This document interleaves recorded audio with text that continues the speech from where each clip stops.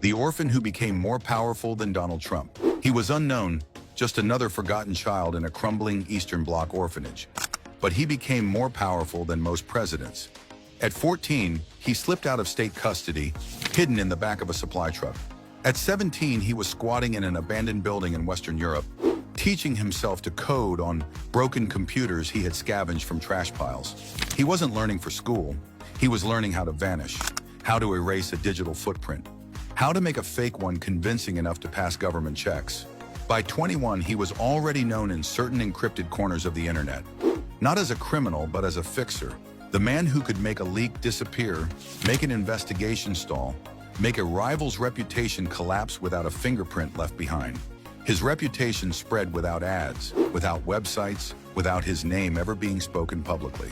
By 30, he had constructed something entirely new, a cyber fortress disguised as a private security firm, registered across 5 countries, with no known office, no public executives, and no shareholders on paper. In reality, it operated like a private intelligence agency for the ultra-wealthy and politically powerful. His clients weren't just billionaires hiding money. They were presidents, prime ministers, campaign managers, and CEOs staring down scandals that could destroy them. And when they called, he didn't negotiate. He simply set his price, delivered, and vanished back into the shadows. One U.S. presidential campaign was days from collapse after a massive data breach. Emails were leaking, donors were panicking, and the media was circling like sharks. Then, a single encrypted file arrived from an untraceable address. The leak stopped overnight. The campaign won. And from that moment on, the most powerful people in Washington knew his name and knew better than to ever say it in public.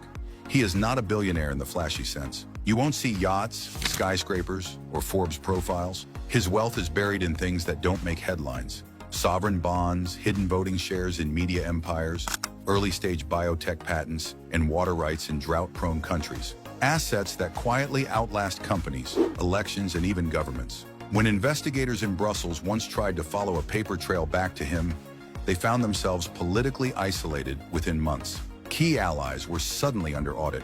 Confidential memos leaked to the press about them. The investigation died without a single official explanation. And this is his genius. He doesn't threaten. He doesn't bully. He simply reminds people what's possible. Today, presidents, cabinet ministers, and CEOs take his calls without hesitation. Not out of loyalty, but out of survival, because he's the final number you dial when all other influence fails. He has the ability to collapse a market, expose a scandal, or destroy a political career. And yet the true power is that he chooses not to. His greatest weapon is restraint. He doesn't control a country, a company, or a political party. He controls the conditions under which they operate. That's why, while presidents face elections and billionaires face markets, he stays untouchable. And here's the truth you were never meant to hear. When the most powerful man in the world needs something done that can't be on record, when a government wants an outcome but no fingerprints, when the stakes are so high that a single misstep could shift global power, they don't call a president, they call the orphan. So here's a quick question. Do you have any idea who this orphan turned powerful shadow can be?